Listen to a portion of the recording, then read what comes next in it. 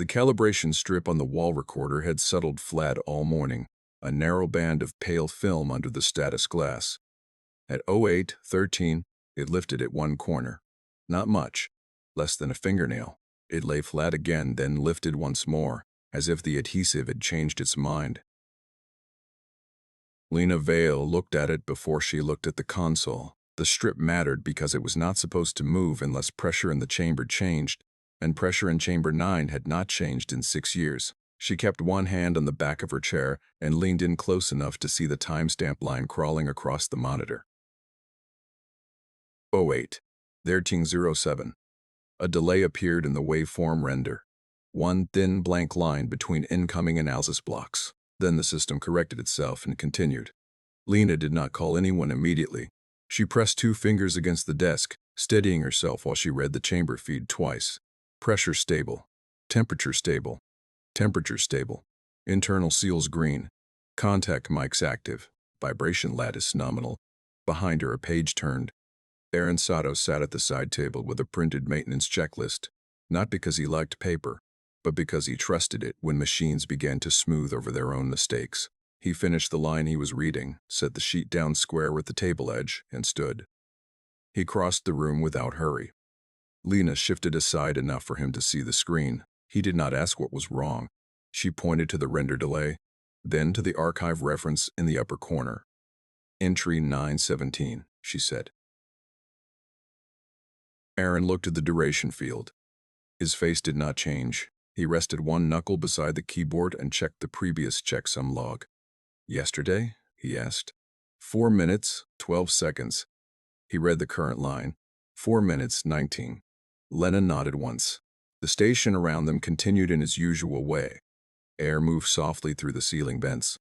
Somewhere farther down the corridor, a service trolley passed over a seam in the floor and clicked twice. A white indicator light above the inner hatch pulsed every 5 seconds. Nothing in the room suggested urgency. That was why the 7-second increase felt wrong enough to matter. Aaron pulled the second chair closer but did not sit. He read through the auto audit, then opened the original ingest report from 6 years earlier. Recovered source, chamber 9, lower resonance wall, third sweep after dust purge. Classification, incidental structural response. Stability index, fixed. Growth expectation, none. Lena reached past him and enlarged the waveform. At first glance it looked ordinary. Long, low sections. A few clustered peaks. A fading tail. The kind of entry junior staff misfiled as noise until someone with patience sat with it and realized that noise usually meant something no one had learned to name yet. The archive had been built on that principle. Every sound the station could recover from the abandoned lattice below every tap, through frozen support ribs, every gas shift under cracked ceramic, every faint patterned echo inside the buried chambers was cataloged, cleaned, tagged, and stored. Most entries stayed dead, some turned useful. A few turned out to be maps once the right mind listened. 917 had never been useful. It had only been precise. A repeating rise and fall buried inside contact noise, too regular to ignore, too thin to assign meaning. Lena had preserved it years ago because she disliked confident disposal. Now it was longer. Aaron checked the raw file. Then he checked the mirror. Then the cold backup. The duration matched in all 3 locations. He placed the printed checklist on Lena's desk, weighed one corner with her pen, and said, "Playback." She routed the sound to the room speaker, low volume first. What came out was almost nothing. A bed of faint grain. A soft drag, as if something rough moved over a distant surface. Then 3 hollow tones spaced far apart, each one carrying a metallic aftertaste through the speakers. Between the second and third tone there was a low wavering thread, too shaped to be interference, too quiet to catch on a first listen. The final seconds were new.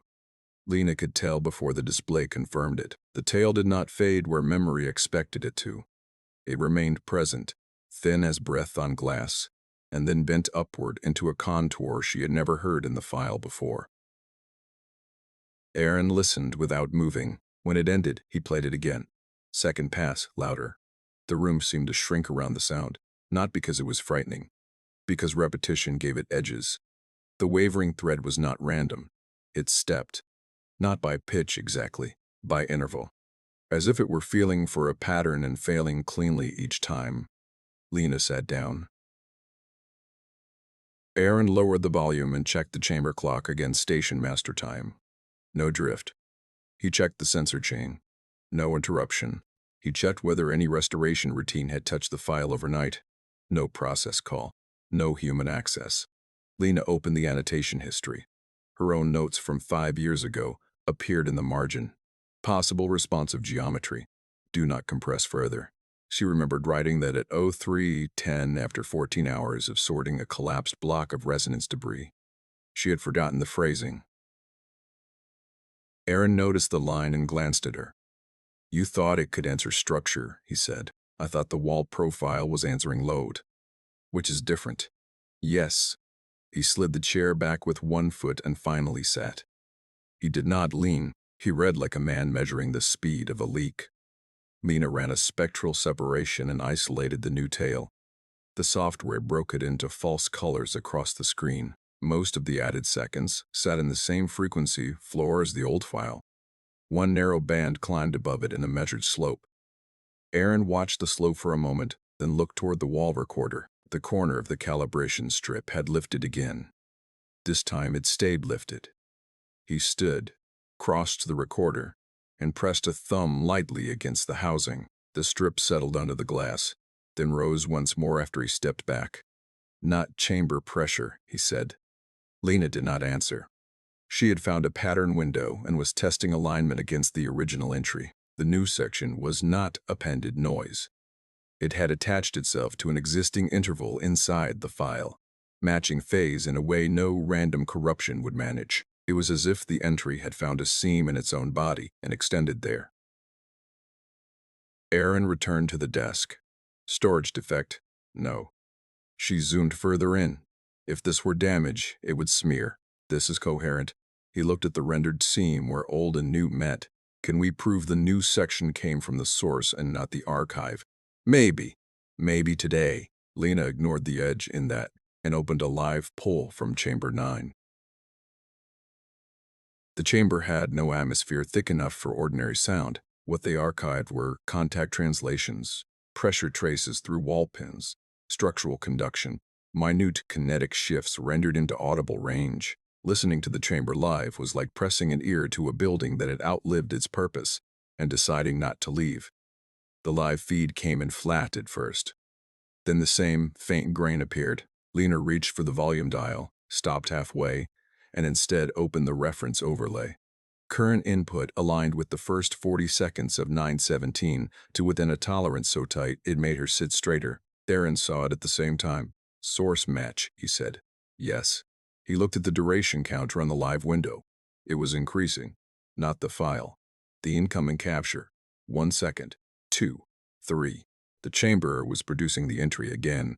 Only not exactly. The live feed followed the old structure and then moved past it. Entering the additional 7 seconds with the same narrow climbing band they had just isolated from the archive. Aaron muted a speaker. The sudden absence of the sound left the vent noise exposed. Neither of them spoke for a few moments. At length, Lena said, "It isn't the file growing. No, it's the event recurring, not recurring." He tapped once on the desk beside the counter. Each tap separated like a measured thought. Continuing. She stared at the word on the air between them. That was worse in practical terms. An archive anomaly could be quarantined. A continuing source meant the buried chamber below the station was still doing something after 6 silent years, and doing it with enough consistency to re-enter its own historical record. Aaron pulled the maintenance sheet back toward him and turned it over. On the blank side, he drew 3 short columns with Lena's pen. Source translation storage. Under source, he wrote. Chamber event. Under translation, sensor chain artifact. Under storage, no evidence. He set the pin down exactly parallel to the page edge. Lena reopened the earliest excavation notes for Chamber 9. Most of the original recovery team were gone now, rotated off-world or retired into jobs where nothing listened back. The notes were spare. Reinforced cavity. Resonant wall surfaces. No mobile elements detected. No biological signatures. No thermal engine. No internal access after seal preservation. She found the line she remembered least wanting to see. Recommendation: continue passive acoustic watch. Chamber exhibits delayed response to disturbance. Aaron read over her shoulder. How delayed? He asked. She scrolled. The original report did not know. Test disturbances had produced responses between 11 minutes and 16 days later, with no stable ratio between cause and return. Aaron took that in without visible reaction. He folded the blank sheet once, crease sharp, and slipped it into his pocket. Then he stood and went to the cabinet by the rear wall. Inside were field items they almost never touched now. Portable contact pads, manual seals, old diagnostic drivers, a narrow spool of calibration film. He chose the spool and a handheld reader, checked their charge level, and placed them on the desk between them. Lena looked up. We're not opening 9. No. Good. We are verifying every recorder between here and the downlink spine with offline tools. She nodded. He added, and we stop all auto-classification on chamber-derived entries until we know whether the system is learning this shape. Lena turned in her chair fully then, not because she disagreed, but because the thought had arrived in the same moment for her, and hearing it in his voice made it heavier. The archive used adaptive grouping. It learned families of sound. It suggested relations. It had never been allowed to rewrite source material, but it did build bridges between entries, and bridges in dense systems became paths. If 917 was not a dead sound, but a continuing one, then every silent similarity buried elsewhere in the catalog might already be drawing toward it. She opened the relational map. For a second, the screen held. Then nodes populated across the field like frost spreading under glass. Not hundreds, thousands. Most were weak associations below ordinary review threshold. Fragments, partial tails, unresolved floor noise, entries nobody had linked because none of them had been long enough to matter alone. Aaron braced a hand on the desk and read the growing web. The room stayed very quiet. The speaker was muted, but Lena could still feel the shape of the sound in memory. 3 hollow tones. The fine wavering thread. The tail that did not end where it should. She selected the oldest weekly linked entry in the graph. Date: 19 years before station construction, recovered from remote survey probes during the first pass over the ice basin below. Duration: 11 seconds. A notation sat beside it from a dead survey engine. Unclassified repeating structure. Retain raw. Aaron looked at the date, then at the live counter still moving in the corner of the other screen. Lena. She did not answer. She was listening again, not through the speaker this time, but through the progression of intervals inside the graph, the way a person could hear a staircase just by seeing its shadow. Lena. I know. The live feed had passed 4 minutes, 26 seconds. 917 had not started 6 years ago. That had only been the point at which someone had finally noticed enough of it to give it a number. Aaron reached over and placed his hand flat beside the mute key, not touching it, simply occupying the space as if marking a boundary. Lena watched the counter continue. On the wall, the corner of the calibration strip lifted and stayed there. Aaron started with the wall recorder. He lifted the clear housing, removed the calibration strip, and held it between 2 fingers under the desk light. The film looked clean. No warping, no oil. The lifted corner had not torn. He fed a fresh strip from the spool, cut it square with the built-in edge, and pressed it into place with the side of his thumb. For a few seconds it held. Then the upper corner rose again, slow enough to watch. Lena had already split the relational map into time bands. The older entries did not cluster by location the way she expected. They came from different survey phases, different instrument grades, different operators. Some had been collected before the station existed, when the basin below had only been a problem on remote screens. Others came from the first construction year, when support pylons were still being sunk through the ice, and every buried chamber was treated like a load-bearing risk until proven otherwise.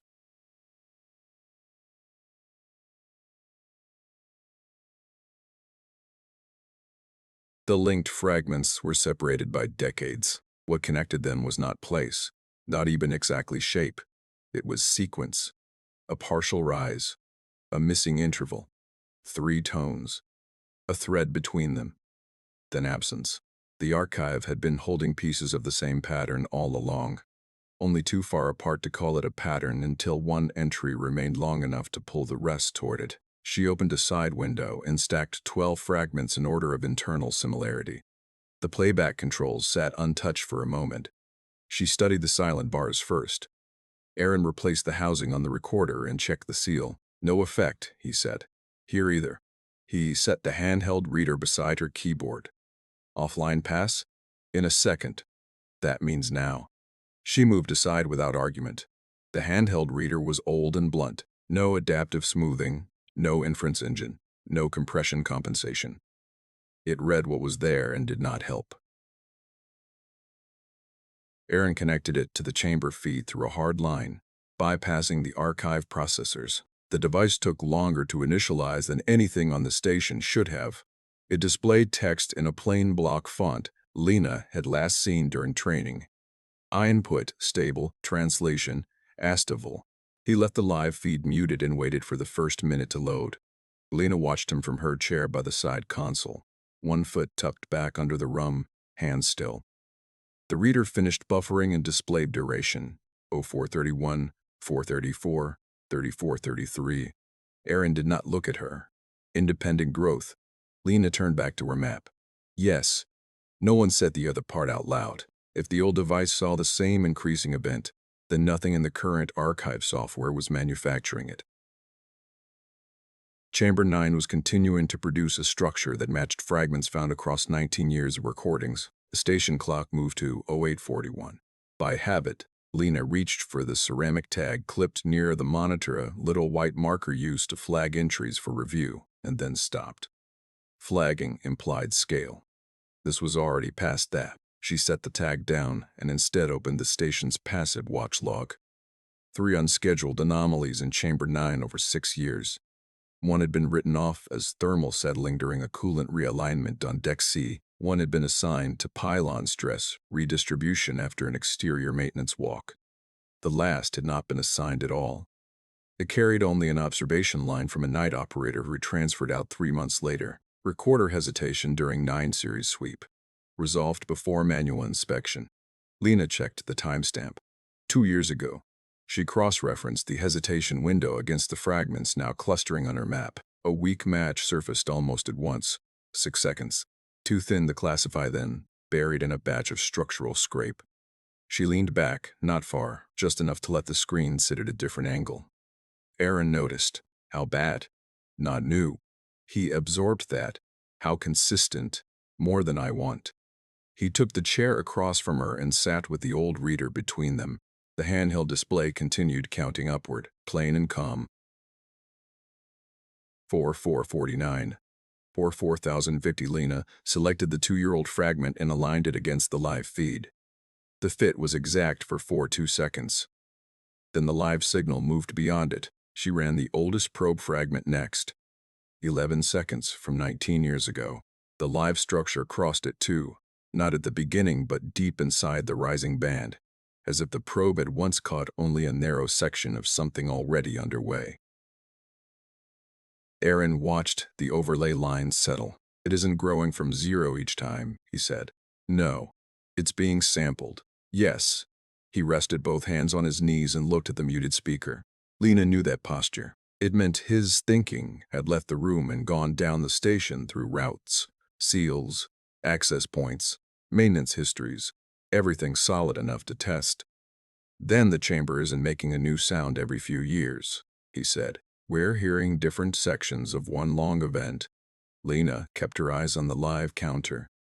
305 the Risserie, or one event that repeats on a scale we haven't measured yet. He gave that the half second it deserved.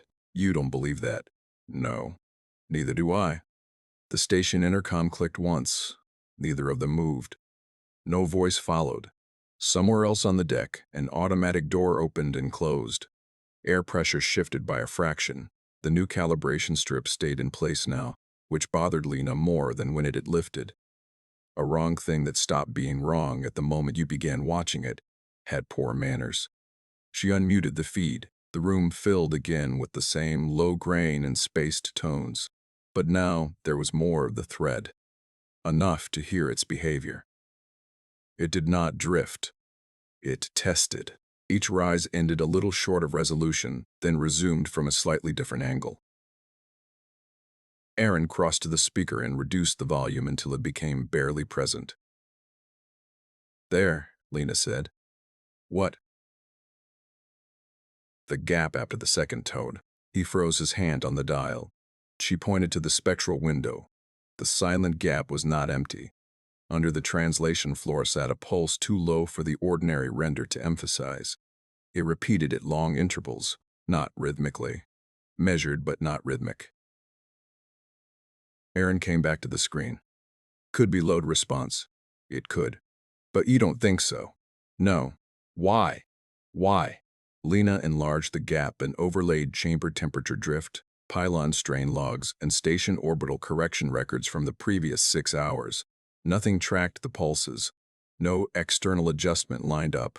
No interior machinery passed through the right cycle. The pulses arrived with the indifference of a process using some clock other than the station's. She said, because if it were response, it would care what we were doing.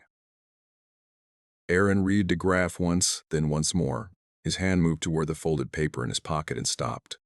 "Can the chamber hear the station?" Lena considered the phrasing before the answer. "Yes. Structurally, yes." "Can it distinguish events?" "Unknown." He nodded as if that were enough. Then he went to the cabinet again and removed a compact contact hammer from the second shelf. It was an inspection tool, not much larger than a hand lamp, used to introduce calibrated mechanical taps into supports and wall sections for resonance checks. He placed it beside the handheld reader. Lena looked at it and then at him. "We're not exciting 9 directly," she said. "No." "Good. We're exciting the corridor spine 2 decks above it. That still couples." "Not strongly. That depends on the path." "It does." He left the hammer where it was and returned to the desk.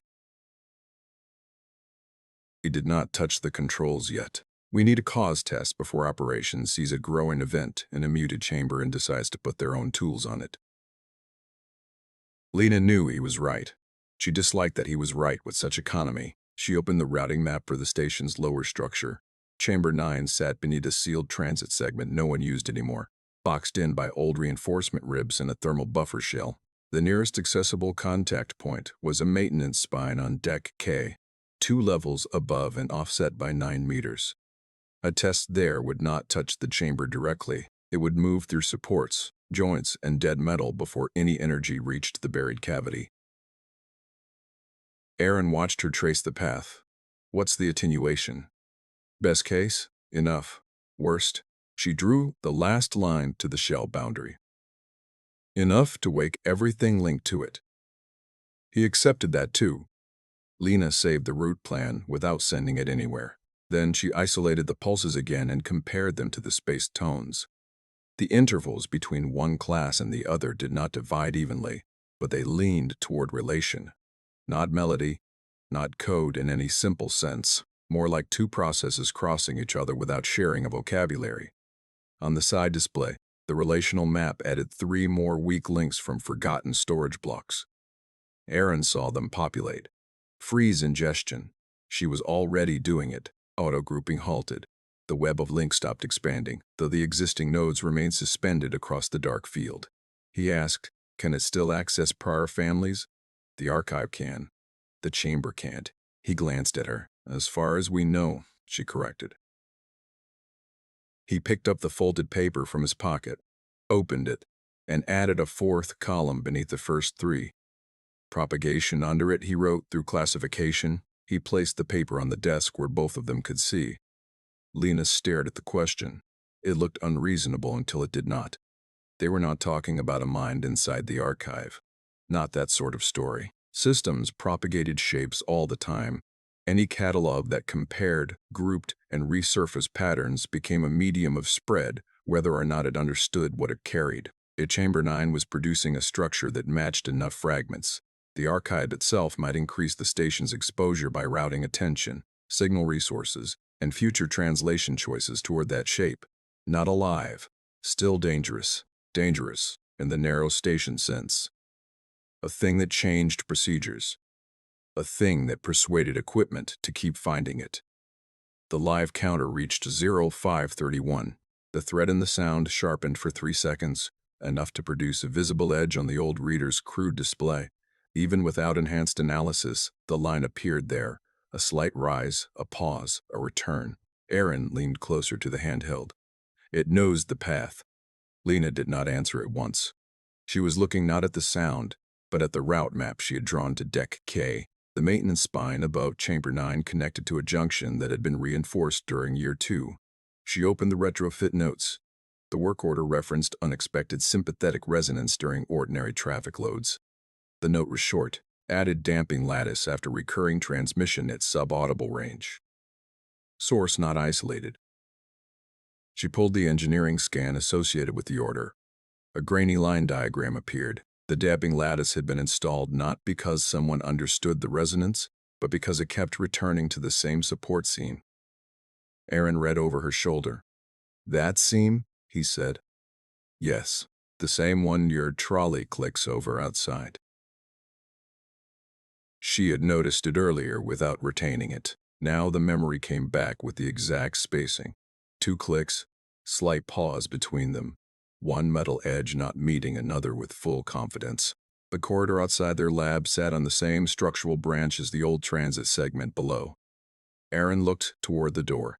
The sound from the speaker continued, quiet as breath on cold glass. "Play the corridor log," he said. Lena blinked. "What?" "The floor seam outside. There's a maintenance pickup in the hall. Low priority ambient, it won't have enough. Play it." She opened the local ambient system, found the corridor recorder, and scrolled back 23 minutes to when the trolley had passed. The waveform looked ordinary until she isolated the 2 clicks. She ran them through the same crude reader filter they had used on Chamber 9. The space between the clicks lit with a faint, narrow rise. Not a match. Not close enough for that. A reply, maybe, or the beginning of one. Neither of them moved. In the speaker, Chamber 9 reached 0544. Then, for the first time since the feed began, the sound stopped climbing. It held, not silence. A level line, a thin, sustained presence where every previous fragment had broken off. Lena felt her hand settle flat on the desk without deciding to place it there. Aaron lowered himself into the chair slowly, eyes fixed on the reader. The held line remained for 1 second. 2, 3. The station lights did not flicker. No alarm sounded. Nothing dramatic arrived to help them understand the change.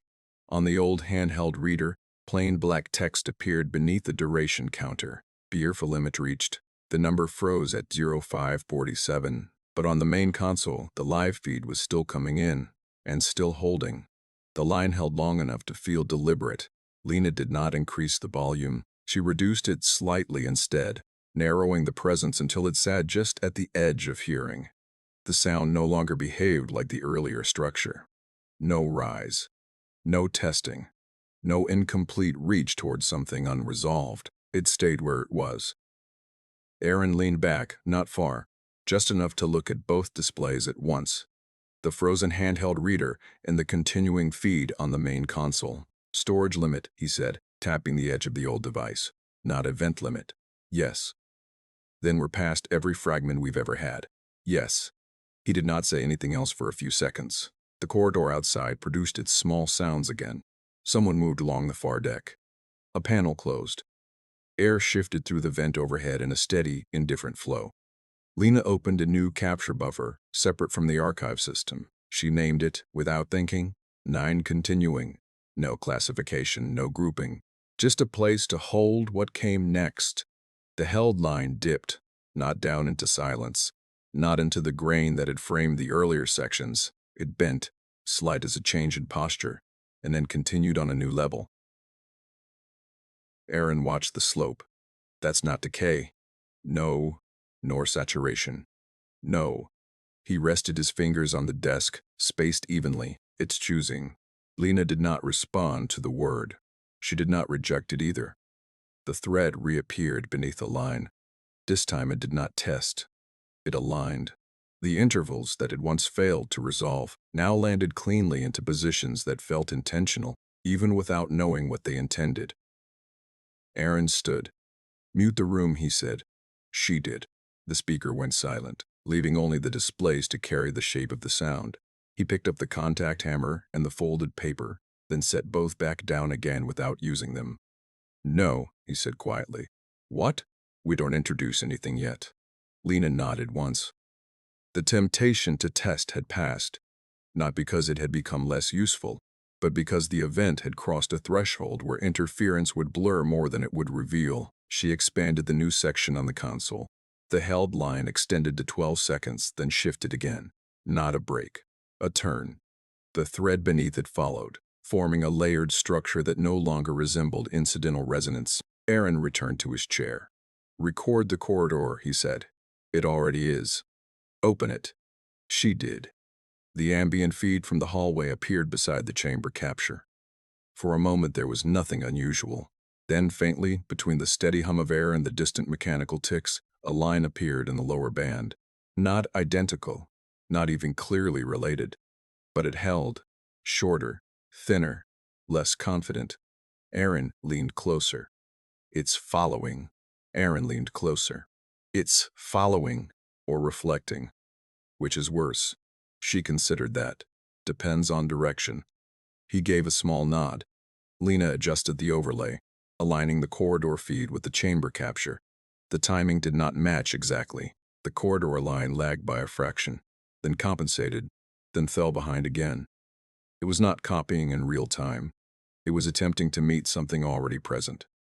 Aaron said, "If this is propagation, it's not through air. No. Or direct contact. No.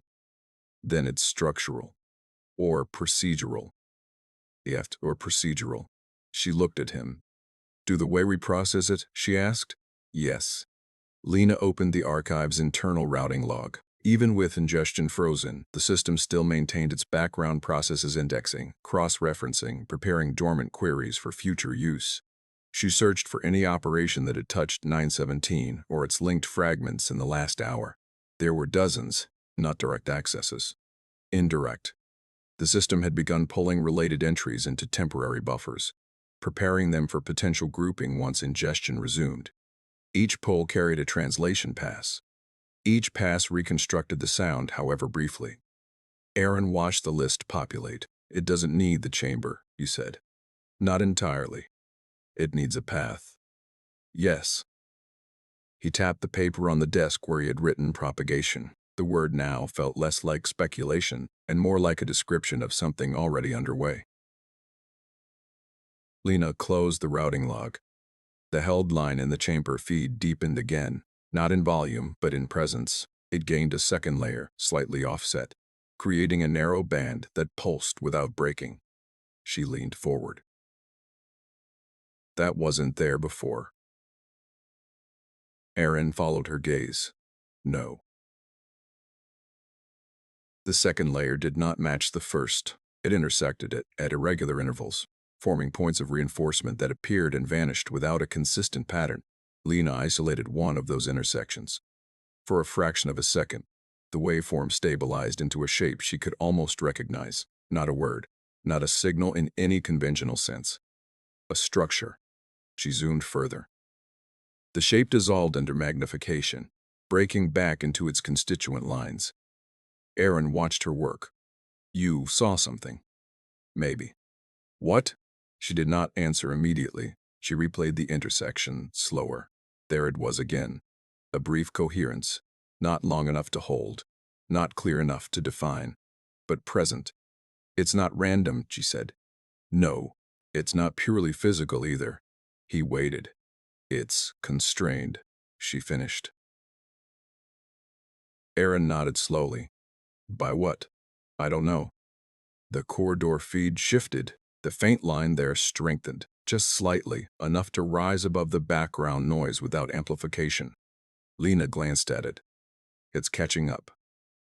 Aaron stood again, this time without hesitation. Close the corridor link.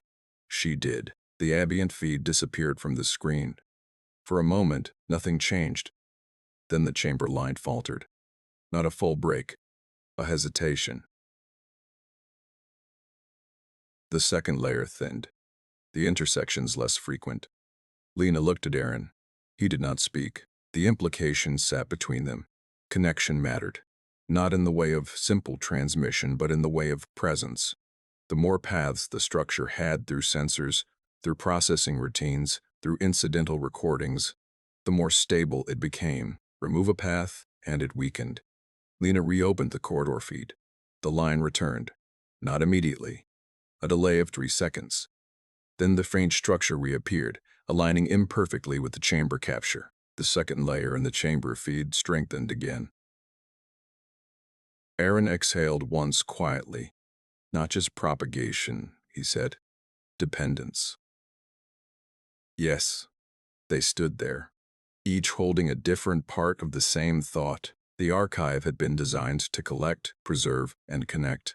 Now something within that system was using those connections not just to be stored, but to remain. Lena reached for the ceramic tag again. This time, she picked it up. She did not attach it to the file. Instead, she set it on the desk between them, flat, as if marking a boundary they had not yet defined. Aaron looked at it, then at her. What are you thinking? She kept her eyes on the screen. If we isolate it completely, she said, it might collapse. And if we don't, it might stabilize. He considered both outcomes. Which do we want?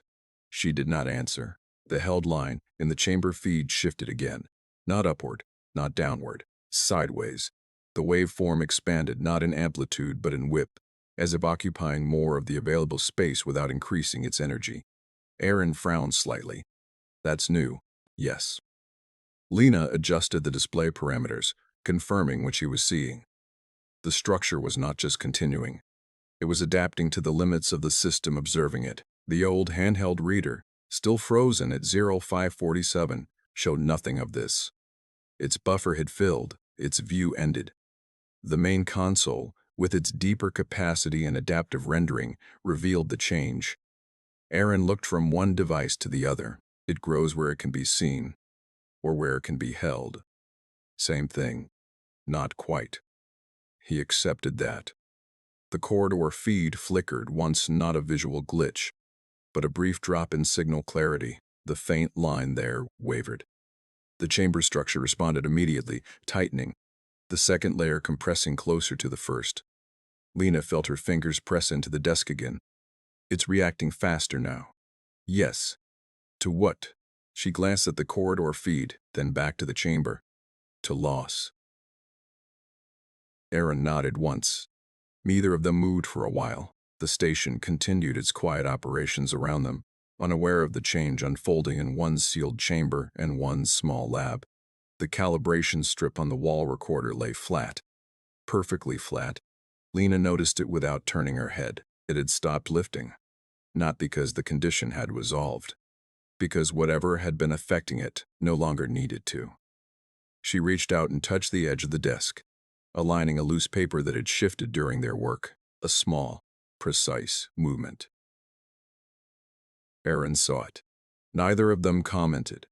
On the screen, the structure held and waited. The station did not change its pace. It kept time the way it always had. Procedural, indifferent to what moved inside its systems. A maintenance ping passed through the network and cleared.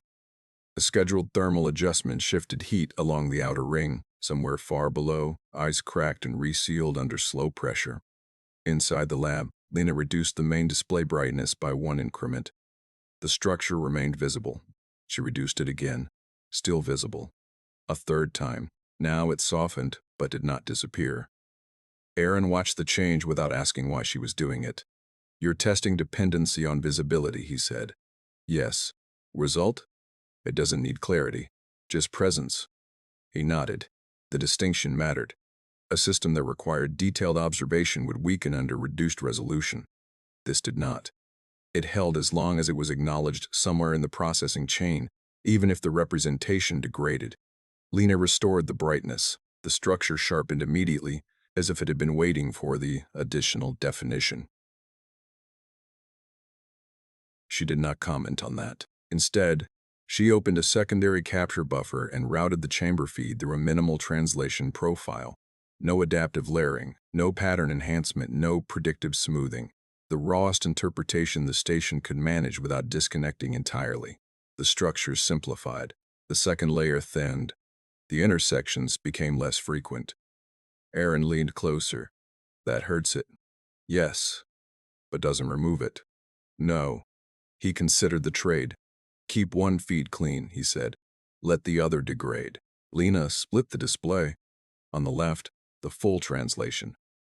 On the right, the minimal pass. The difference was immediate and stable. The left feed held the layered structure, coherent enough to suggest form. The right feed reduced it to a faint line with occasional irregularities, still present but less defined. Aaron pointed to the left. This strengthens it. Then to the right.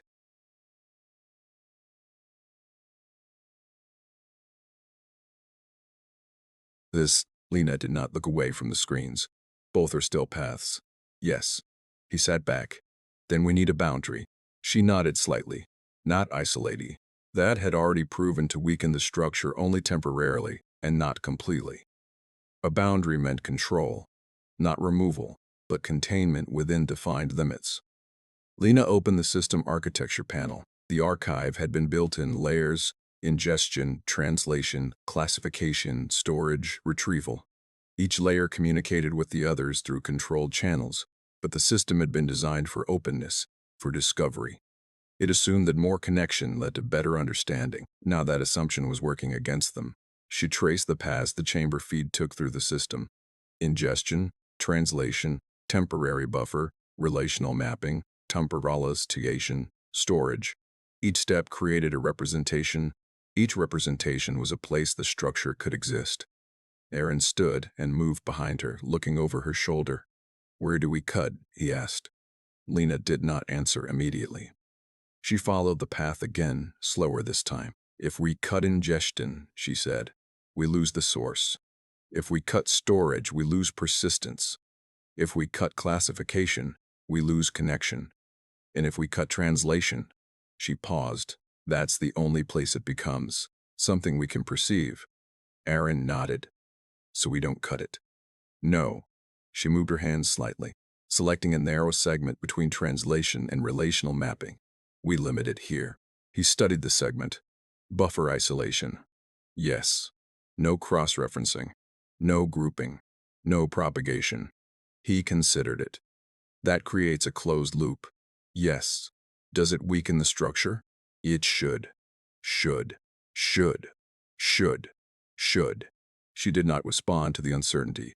Instead, she implemented the change. The system accepted the modification without resistance.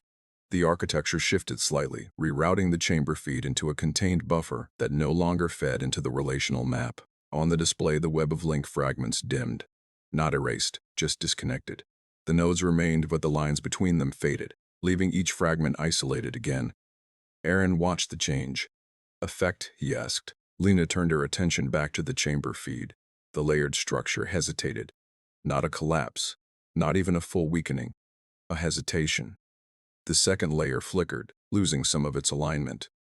The intersections became less frequent. The held line thinned. She exhaled quietly. "It's working." "For now." "Yes." They stood in that moment neither satisfied nor relieved. Containment was not resolution. It was a delay. The corridor outside remained quiet. No trolley passed. No footsteps crossed the seam. Lena reopened the ambient feed, but left it disconnected from the main system, routing it only to a local display. The faint line there had diminished. Not gone, but less certain. Aaron noticed. Dependency confirmed. Yes. On connection. Yes. He returned to his chair. "What happens if we remove all secondary paths?" Lena considered that. "If we isolate the chamber completely, No ambient feeds, no archive processes, no translation beyond minimal. It collapses, or it stabilizes at a lower complexity. He leaned forward, which is worse. She did not answer. The structure in the chamber feed shifted again, not in response to anything they had just done, but in its own pattern. The line dipped, then rose, forming a curve that had not appeared before. Lena adjusted the display. That's new. Aaron stood again. Show me. She zoomed in. The curve resolved into a sequence of small, precise steps. Not random, not testing, constructing. Aaron's expression did not change, but his posture did. He leaned slightly forward, as if trying to reduce the distance between himself and the screen. It's building something. Lena did not confirm that, but she did not deny it either. The steps repeated, forming a pattern that extended over several seconds before dissolving back into the held line. Aaron straightened. That wasn't in any fragment. No, it's beyond the sampled sections. Yes. He looked at the isolated relational map, now dim and disconnected. Then we're seeing something new. Lena nodded. The structure had moved beyond the boundaries of its previous existence. Not just continuing, expanding, within the limits of the system observing it. Aaron glanced at the architecture panel. Buffer isolation isn't enough. No, it slows it, yes, but it doesn't stop it. No. He picked up the contact hammer again, this time holding it without setting it down. We need a physical test. Lena turned to him. Not to provoke it, he said. To measure response. She considered the risk. If it reacts, it already is. She knew that. Still, she hesitated. Not from fear. From precision. Every action now had consequence. Every input could become part of the structure. Aaron waited. He did not push. After a moment, Lena nodded. Deck K, she said. He moved toward the door.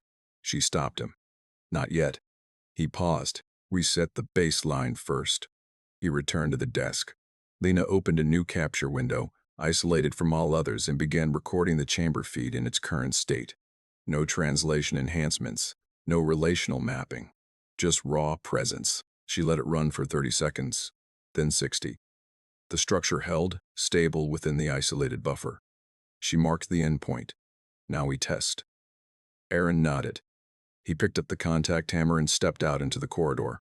The door closed behind him with a soft, final click. Lena watched the chamber feed. The line remained steady. No immediate change. She opened the corridor display, still isolated. Aaron appeared in the frame, moving with the same measured pace he always used. He stopped at the floor seam, the one that clicked twice under the trolley. He knelt, placing the hammer lightly against the metal. He did not strike immediately. He waited. Lena watched the chamber feed, still steady. Aaron tapped once. A small, precise impact. The sound did not reach her ears, but the corridor display registered it as a brief spike. The chamber feed responded, not instantly. A delay of 1 second. Then the line shifted. A small deviation. Not dramatic, but present. Lena leaned forward.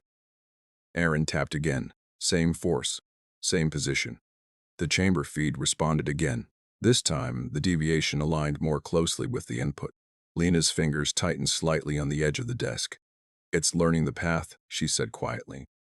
Aaron tapped a third time. The chamber feed changed immediately. No delay. The deviation matched the input pattern. Not perfectly, but closely enough. Aaron stood. He did not tap again. He looked at the seam for a moment, then turned and walked back toward the lab. Lena closed the corridor display before he entered. When he stepped inside, he set the hammer down on the desk without a word. They both looked at the chamber feed. The structure had changed, not just in response to the taps. It had incorporated them. The held line now carried small, repeating deviations, echoes of the pattern Aaron had introduced. Lena felt her hand settle flat on the desk again.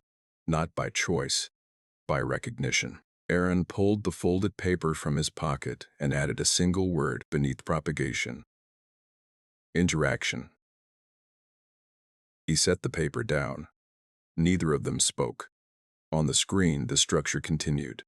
Not just holding, not just growing, responding. Aaron moved the contact hammer 3 centimeters away from the edge of the desk. Not to tidy. To remove it from the center of his sight. Lena understood the choice. A tool used once could start asking to be used again if it stayed too close. The chamber feed remained open on the main console. The isolated raw capture ran beside it. On both displays, the new deviations persisted, small and regular enough to prove they were not residue from the test. The structure had taken the corridor taps into itself and continued carrying them after the corridor had gone quiet. Aaron sat. Lena did not. She stood with one hand braced lightly on the back of her chair, eyes moving between the full translation and the raw line. The difference between them had narrowed. Earlier, the processed feed had revealed far more shape than the raw one. Now the raw capture showed enough independent definition to make the processed view less essential. That changed, she said. Aaron looked from left screen to right. It needs less help. Yes. He glanced at the architecture panel, still showing the chamber path constrained inside the isolated buffer. From us? Not only from us. Lena brought up the baseline she had recorded before Aaron went to the corridor and aligned it against the current state. The step pattern he had introduced sat plainly in the newer line, integrated into the held structure, not as noise, but as sequence. It had not been appended at the edge. It had been folded inward, made part of the internal spacing. Aaron read the overlay in silence. After a while, he said, "Then the boundary is porous. Yes. Even isolated. Yes." He took the folded paper from the desk, opened it, and read the 4 columns again. Source translation, storage, propagation, interaction. The paper made the problem look smaller than it was. Lena almost preferred it that way. She opened the corridor feed again, but did not reconnect it to anything. The seam outside lay still under the overhead light. Nothing moved through frame. She rewound to the 3 taps Aaron had made and displayed them below the chamber capture. The resemblance was not direct. It was worse than direct. The chamber had abstracted the taps, kept the interval logic, discarded the impact texture. The metal strike, the brief ringing edge, the corridor's hollow body, all of that was gone. What remained was timing. Aaron noticed what she was isolating. So it isn't hearing sound. No. It's hearing relation. Yes. He said nothing for a few seconds. Then, can we starve it? Lena leaned down and muted the chamber display tones entirely, even the system confirmation clicks from the interface. The room lost another small layer of activity. Of signal? She asked. Of pattern. She thought about that, not reduction of input, reduction of usable structure. The archive existed to preserve distinctions, connect resemblances, and hold sequences steady long enough for people to notice them. To starve the chamber event to pattern would mean refusing it those conditions. She opened the translation settings again. What if we randomize the render? She said. Not the source. The presentation. Aaron looked at her, then at the screen. Would that affect containment? It would affect usability. That wasn't my question. She adjusted a parameter window while she answered. Maybe. If it depends on stable representation, then introducing controlled variants might prevent consolidation across passes, or force it to adapt faster. Yes. He accepted the risk without liking it. Lena set up a parallel view, one feed stable and minimal, the other feed translated under deliberate microvariation. Slight timing jitter in the display refresh, rotating phase windows, non-persistent spectral coloring, enough to break visual and structural continuity in the representation without altering the raw input. The altered feed came online.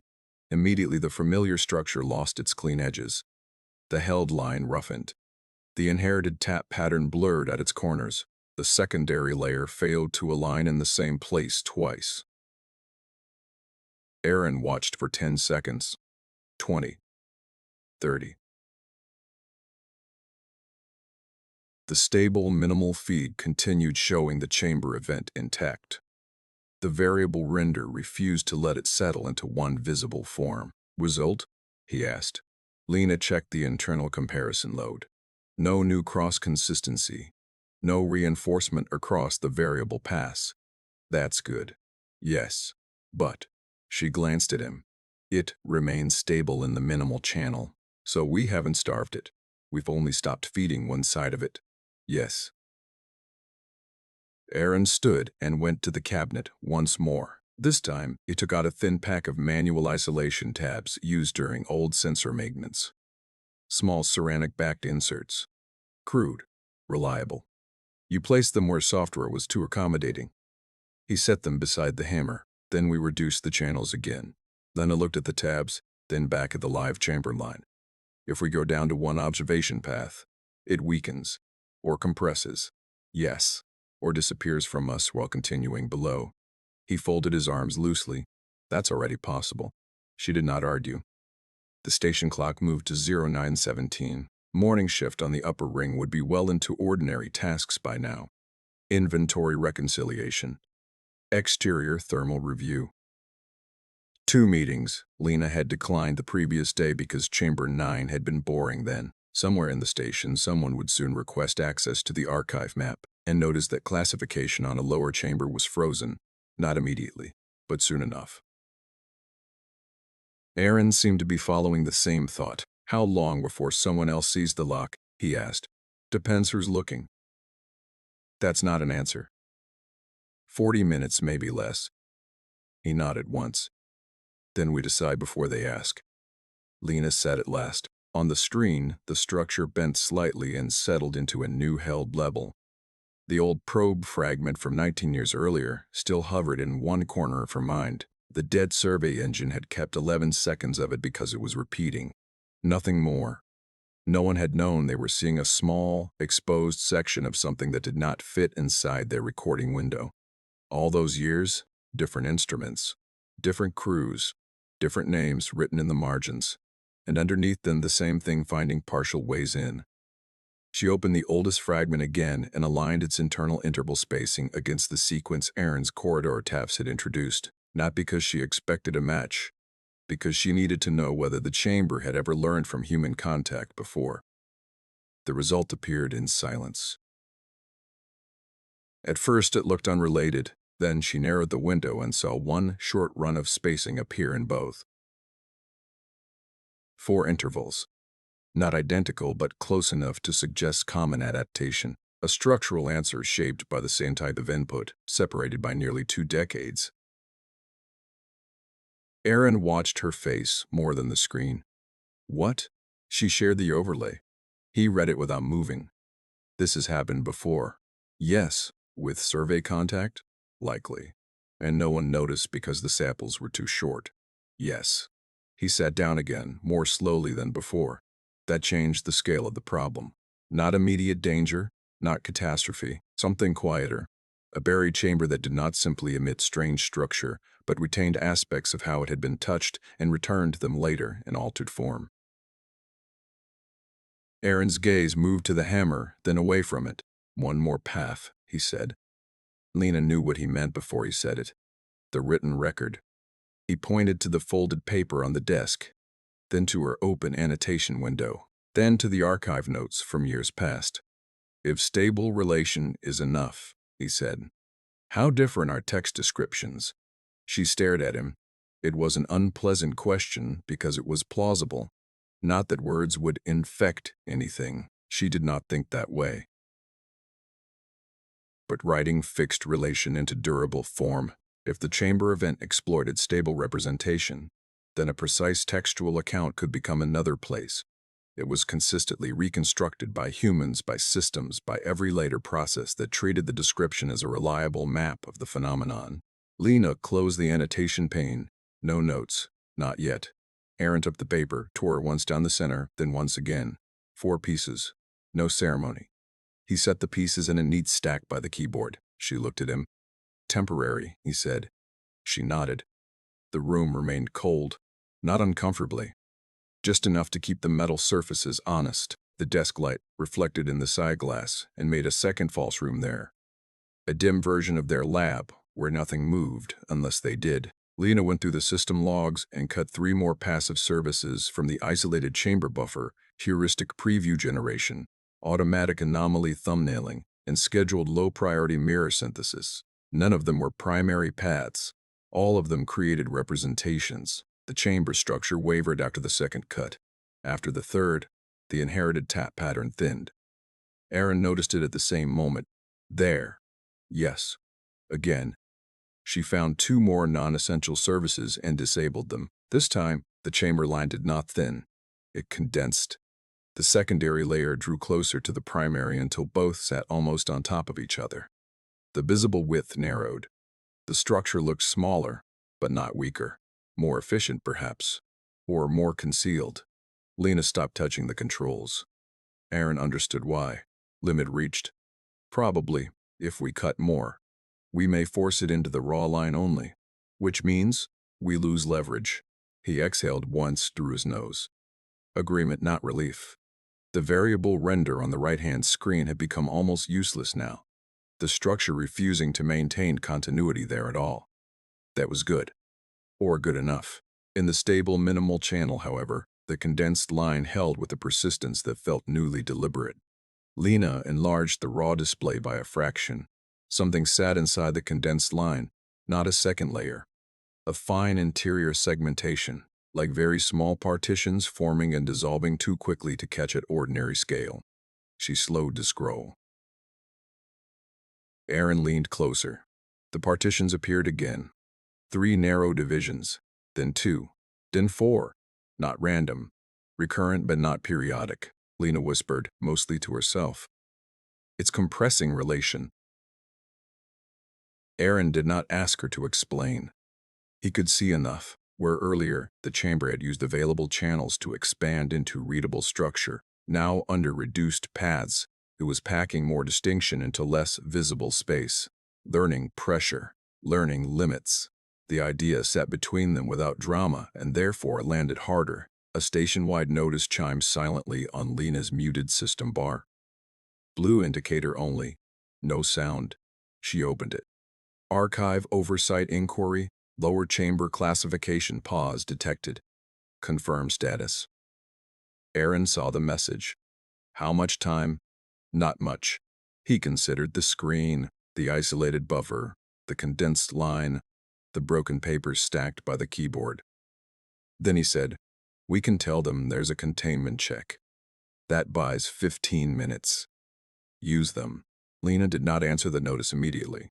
Instead, she opened one last comparison window.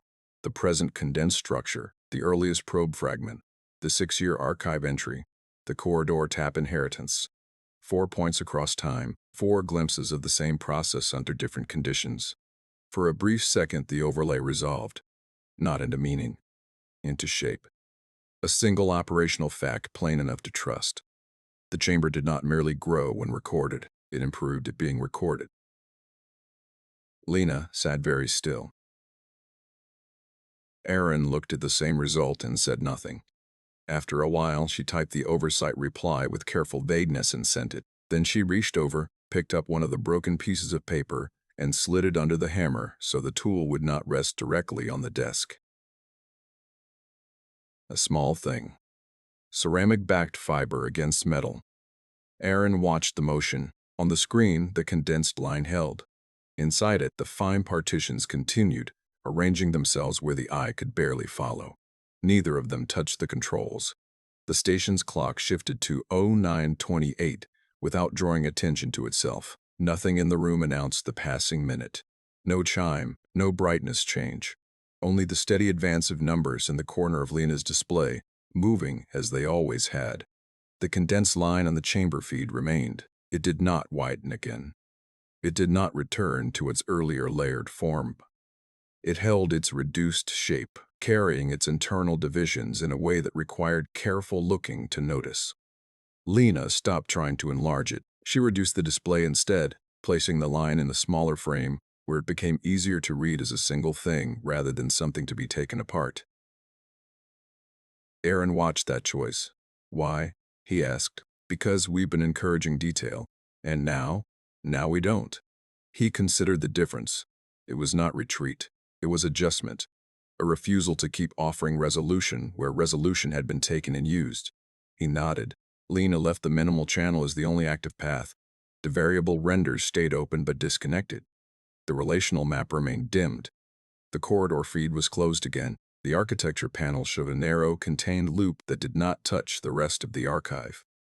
She looked at it once more, then closed that too. The screen held only the condensed line and the quiet system indicators around it. Aaron picked up the contact hammer, not to use. He turned it once in his hand, then set it down farther away near the edge of the desk where it no longer fell inside his immediate reach. The small piece of torn paper beneath it stayed in place. Lena noticed the alignment of the paper edge against the desk grain. It was slightly off. She pressed it straight with the side of her finger, not because it mattered, but because leaving it misaligned would have drawn her attention back to it again and again. Aaron saw the movement and looked away. On the screen, the line held. No visible change, no new layers, no expansion. It did not vanish either. Lena opened the system log without linking it to the chamber feed. She watched for indirect activity. Nothing new appeared. No background services attempted to reconnect. No preview generators restarted themselves. The earlier cuts held. Aaron moved his chair a fraction closer to the desk. State, he said. Contained, Lena answered. Stable? For now. He accepted the answer as it was given. They sat without speaking for a while. The station around them continued. A faint vibration passed through the floor, likely from a scheduled adjustment along the outer ring. The air vent above shifted tone by a small degree, then returned to its previous sound. A light on the far wall dimmed slightly and brightened again. None of it intersected the chamber feed. Lena reached for the annotation pane again. Her hand stopped before touching the key. Aaron watched. She lowered her hand. No record? He asked. Not yet. He did not argue. Writing would fix relation. It would describe what they had seen in a way that could be reconstructed later, replayed in someone else's mind, processed by systems designed to interpret language. It would be useful. It would also be another path. They left it unwritten. Lena opened the oversight message again, reread it, and closed it. No follow-up had arrived. That would change. Not immediately, but soon. Aaron stood and crossed to the wall recorder. The calibration strip lay flat. He pressed lightly on the housing, then released it. The strip did not lift. He looked at it for a moment longer, then returned to the desk. External indicators, he asked. None. He nodded.